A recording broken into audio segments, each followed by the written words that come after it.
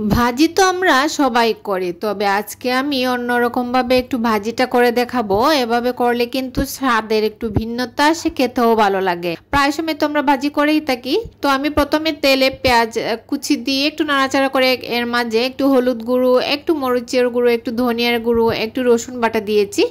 দিয়ে এখন একটু পানি দিয়ে মশলাটাকে হালকা একটু কষিয়ে নেব। আর এভাবে আপনারা যদি ভাজিটা করে খান, এর স্বাদ মুখে লেগে থাকবে।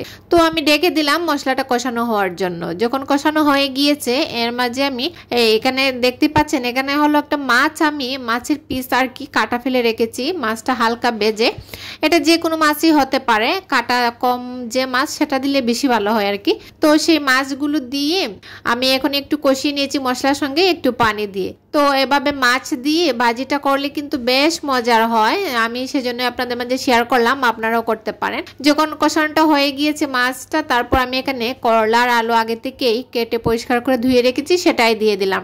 দেখেন করলা ভাজি কিন্তু আমরা খেয়েই থাকি। তারপর আমি এর মাঝে কয়েকটা কাঁচামরিচের ফালিও দিয়ে দিলাম। তো করলা ভাজি তো আমরা খেয়েই থাকি সচরাচর। তো এভাবে একবার করে খেয়ে দেখবেন, অন্যরকম টেস্ট হয়, অন্যরকম স্বাদের হয়, আর তেতুও লাগে না। তো যাই হোক, আমি এখন করলা আর আলুটাকে খুব ভালোভাবে মিশিয়ে নিচ্ছি আর কি।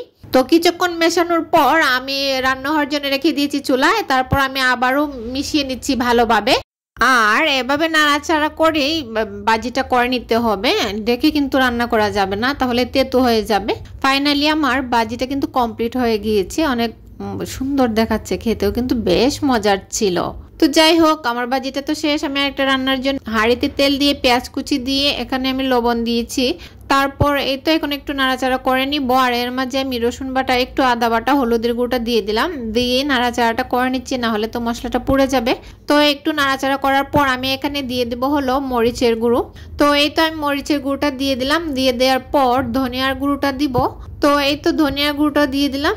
দিয়ে এখন আমি একটু নাড়াচাড়া করে মশলাটাকে একটু মিশিয়ে নিচ্ছি আর কি। তো এই তো মশলাটা আমার মেশানো হয়ে গিয়েছে। এখন একটু পানি দিয়ে আমি মশলাটাকে ভালোভাবে কষিয়ে নেব। তো এই তো আমি পানিটা দিয়ে দিলাম। দিয়ে মশলাটাকে একটু নাড়াচাড়া করে মিশিয়ে দিচ্ছি আর কি। তো মশলাটা মেশানো হয়ে গেলে আমি আবার ডেকে মশলাটা কষিয়ে নেব। এই তো আমি ডেকে দিলাম কয়েক মিনিটের জন্য। যখন মশলাটা আমার কষানো হয়ে গিয়েছে, তখন ঢাকনাটা সরিয়ে নিলাম। নিয়ে আমি এখানে মাছগুলো আগে ভেজে রেখেছিলাম, তো সেই মাছগুলো দিয়ে দিলাম। দিয়ে দেওয়ার পর এখন একটু মশলার সঙ্গে কষিয়ে আমি মাছগুলো উঠিয়ে নেব। তো এই তো মাছগুলো আমি উঠিয়ে নিচ্ছি আর কি, এক এক করে। তো সবগুলো মাছ আমার উঠানো হয়ে গিয়েছে প্রায়। তারপর আমি যে মাছগুলো উঠানোর পর ঝোলের মাঝে আমি আলু কেটে রেখেছিলাম, আগে থেকে কেটে পরিষ্কার করে রেখেছি আর কি, ধুয়ে। তো সেই আলুটা দিয়ে দিলাম। দিয়ে আলুটাকে একটু মশলার মাঝে কষিয়ে নিচ্ছি। নেওয়ার পর আমি ফুলকপিগুলোও কেটে ধুয়ে রেখেছি, তো সেই ফুলকপিটাও দিয়ে দিলাম। আর এভাবে ফুলকপি আলু দিয়ে রান্না করলে কিন্তু বেশ মজার হয়। আর যেহেতু এখন শীতের সিজন আসতেছে, ফুলকপি কিন্তু বাজারে আসতে শুরু করেছে, মানে সিজনালি আর কি। ফুলকপি তো এখন সব সময় পাওয়া যায়, তবে শীতের গুলাই খেতে কিন্তু একটু টেস্ট হয় বেশি। তো যাই হোক, আমি ঢেকে ফুলকপি আর আলুটা কষিয়ে নেওয়ার পর এখন ঝোলের জন্য পরিমাণ মতো পানি দিয়ে দিচ্ছি। এই তো ঝোলের জন্য পানিটা দিয়ে দিলাম। দিয়ে এখন আমি একটু আবার নাড়াচাড়া করে মিশিয়ে নেব।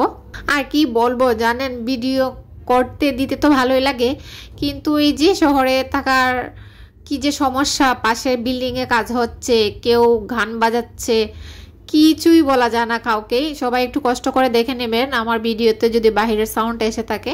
তো যাই হোক, আমার যখন ঝুলটা ফুটে উঠেছে, তখন আমি মাছগুলো উঠিয়ে রেখেছিলাম, তো সেই মাছগুলাই দিয়ে দিলাম। দিয়ে বাটির মধ্যে যে মশলা ছিল, সেই বাটিটা ধুয়ে একটু পানি দিয়ে দিলাম। মশলাটা আর নষ্ট করলাম না আর কি। তো এখন একটু হালকা নাড়াচাড়া করে নিচ্ছি। এই তো নাড়াচাড়া করার পর আমি এখন এর মাঝে টমেটো দিয়ে দিব আর কি। বেশ কয়েকটা টমেটোর ফালি দিয়ে দিচ্ছি। আর টমেটো, ফুলকপি, আলু দিয়ে রান্না কিন্তু বেশ মজার হয়, আমার কাছে তো ভালোই লাগে। তো যাই হোক, টমেটোগুলো দেওয়ার পর দেখেন তরকারি কালারটা কিন্তু অন্যরকম দেখাচ্ছে, বেশ সুন্দর দেখাচ্ছে, তাই না? এখন আমি 2-1 মিনিটের জন্য ডেকে রান্নাটা করে নেব। যাই হোক, আমার রান্নাটা কিন্তু কমপ্লিটই প্রায়, এখন কিছুক্ষণ আর কি।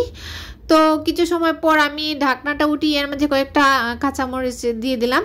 দিয়ে আমি আবারও 2-1 মিনিটের জন্য ঢেকে রান্নাটা কমপ্লিট করে নেব।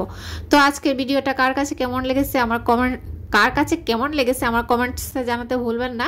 আর ভালো লাগলে সবাই একটু শেয়ার করে দেবেন। তো ফাইনালি আমার রান্নাগুলো কমপ্লিট। এই যে ফুলকপি, আলু, টমেটো দিয়ে মাছের তরকারি, আর এখানে হলো করলা ভাজি।